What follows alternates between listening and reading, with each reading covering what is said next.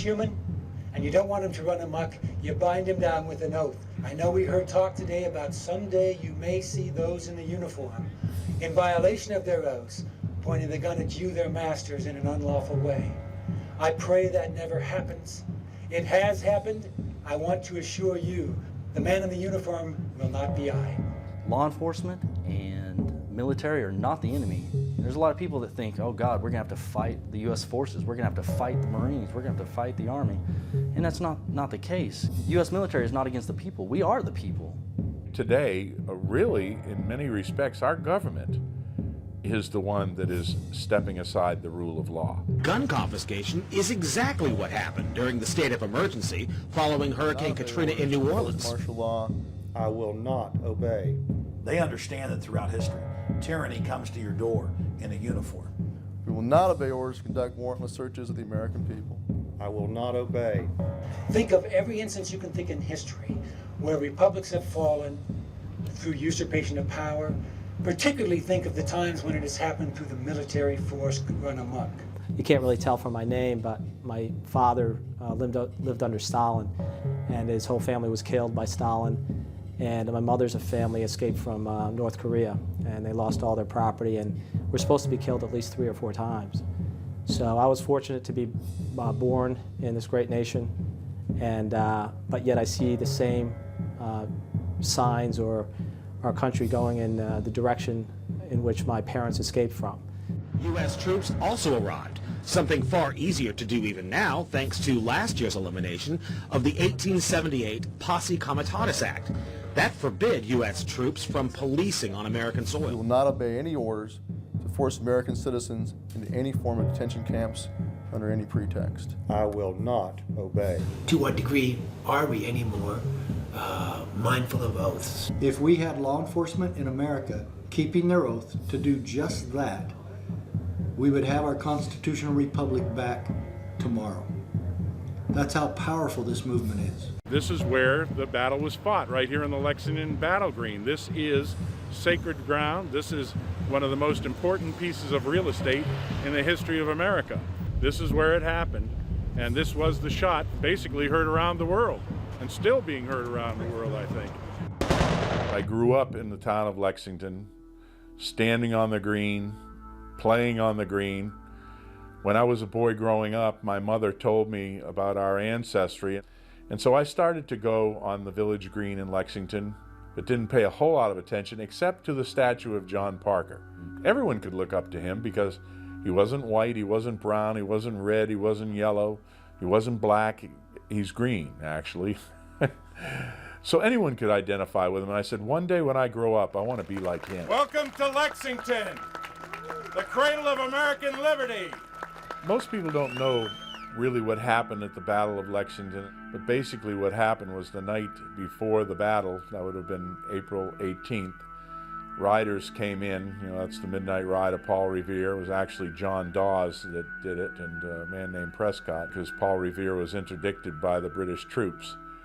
But they were bringing a message from Dr. Warren and the committees of correspondence and the committees of safety in Boston to tell them, looks like the British are mounted troops here, and we're not exactly sure what they're trying to do. They're probably going to go after the munitions that are in Concord, but they're probably going to try to capture Samuel Adams and John Hancock and either send them back to England in chains or shoot them right there or something.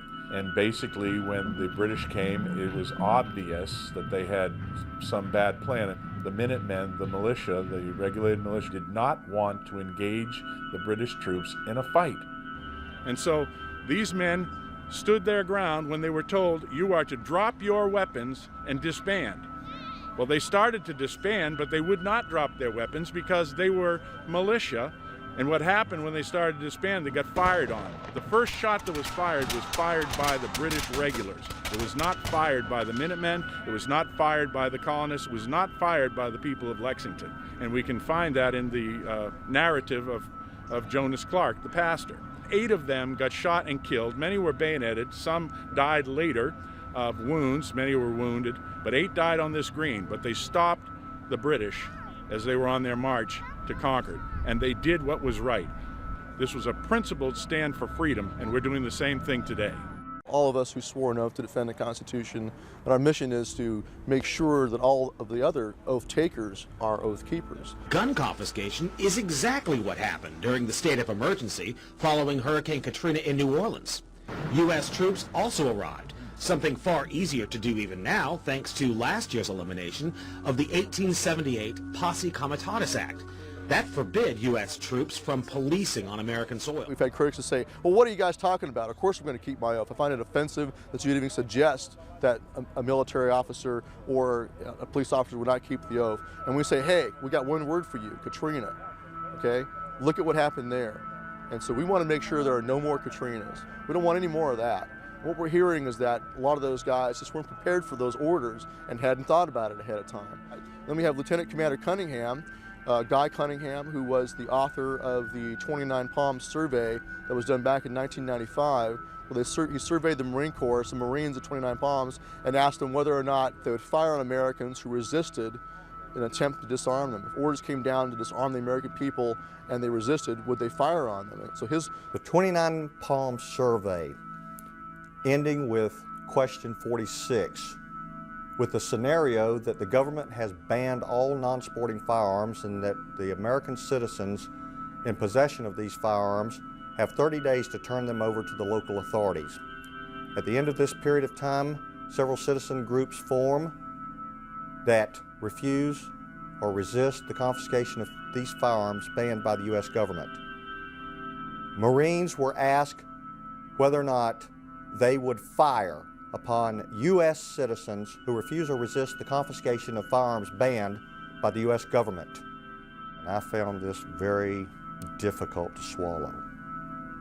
11% opted with the no opinion response.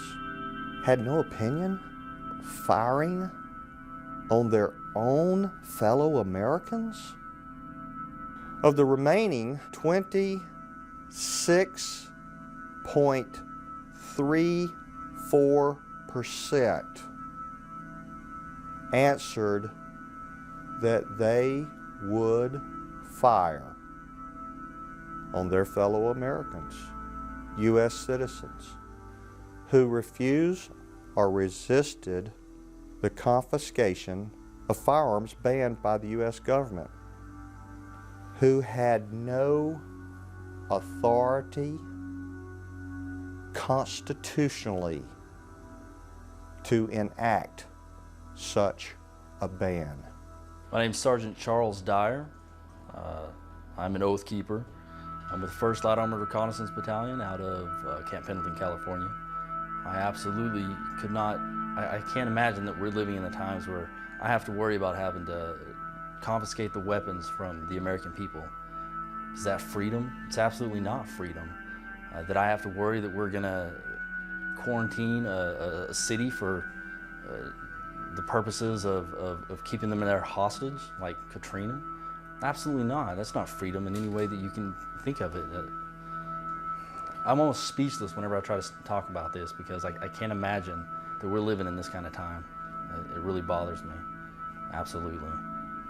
Because of the quotation March 11th, 1993 by President Clinton, because of the Clinton assault weapons ban that was being enacted, I formed a scenario that I knew would be explosive, shouldn't have been, but because of the times and the machinations of certain forces to disarm the American people.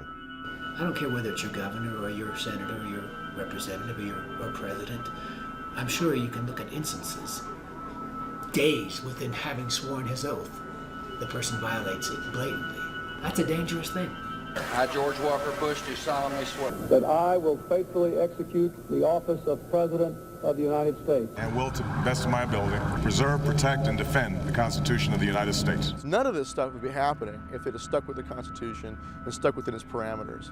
And we learned the American dream, and we were out there doing that American dream and working, and we were electing representatives that we felt were going to represent us while we were doing other things and maintaining our families and raising our families and doing the right thing as we thought. And I think we've just We were duped in some cases where they've actually let us down. I saw a tremendous pattern of the growth of the infrastructure of a totalitarian state in the last 8 years post 9/11. I mean, it's been going on for decades. We've seen for decades encroachments on our liberties, and then a crisis would come along, and then all of a sudden they had a chance to get their policies passed they've been wanting to pass for a long time. That's what I saw as just incredibly alarming. And it's just the concept of enemy combatant status itself is an extension of that. And when I was writing at Yale, I wrote a paper on enemy combatant status. It won their award for best paper on the Bill of Rights. And unfortunately, when Obama was elected, he didn't repeal any of those things. And he's left that in place, which is the pattern of all presidents. Whether it's a left boot or a right boot on the back of your neck, we just don't want the boot on the back of our neck. He stands on that office on the condition of that oath, and the safety valve that he takes is refusing to violate it. When you swore an oath to defend the Constitution, you took upon yourself an individual obligation to make your own decision on the spot of where that line is and whether an order is lawful or unlawful. You have an obligation to do so, and as the Nazis found out at Nuremberg, just following orders is no excuse. 95% of the church, Christian church, supported Hitler, which is terrifying to me. And so I think we need to really wake up and not assume that our fellow citizens won't hurt us. I would say to any pastor or anyone in the military, should we have a breakdown in things in this country, stay by your Bible and stay by the Constitution. Do those things. And remember that in the history of this world, the terrible debacle, from my perspective anyway, of what happened in Nazi Germany, when the church did not stand by those innocent people, the Jewish people who were exterminated for no other reason than being Jewish. My God, how did we ever allow our government to reach such a point? What's happening to the United States is very, very sad. It's sad because we've seen it done to third world nations over and over and over again. I would like to ask that all of you just take a moment, take a deep breath, and realize the solemn nature of this occasion, because those of you who so choose will be swearing an oath. Pretty serious proposition. You'll never have anything in your life that's as valuable as your word. So just remember that. If we all do nothing more than fulfill our oath, then we can turn things around just on that alone. Because it only takes a few relatively faithful servants to diffuse a lot of mischief in times of crisis, if they merely hold to their oath. If you can't swear that oath, please mentally excuse yourself and don't participate, because I, for one, intend to honor this oath, because we're in perilous times. Not quite so perilous, or perhaps far more perilous than in 1775. Please raise your hand thusly, and when you hear me say "I," pronounce your own name. I, Larry Bailey, do solemnly swear or affirm that I will support and defend the Constitution of the United States against all enemies, foreign and domestic.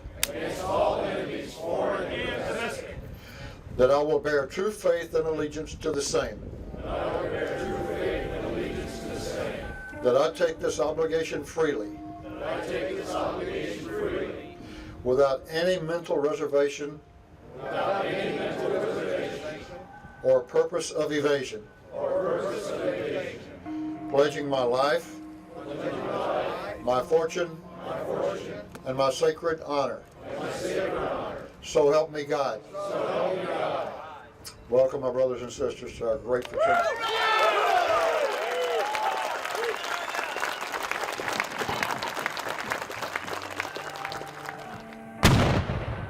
Oathkeepers, an association of active duty military, police officers, and veterans, all of us who swore the oath and will keep our oath, and will honor our oath. If you swore an oath to defend the Constitution, honor your oath by joining us, the Oathkeepers, and become an Oathkeeper.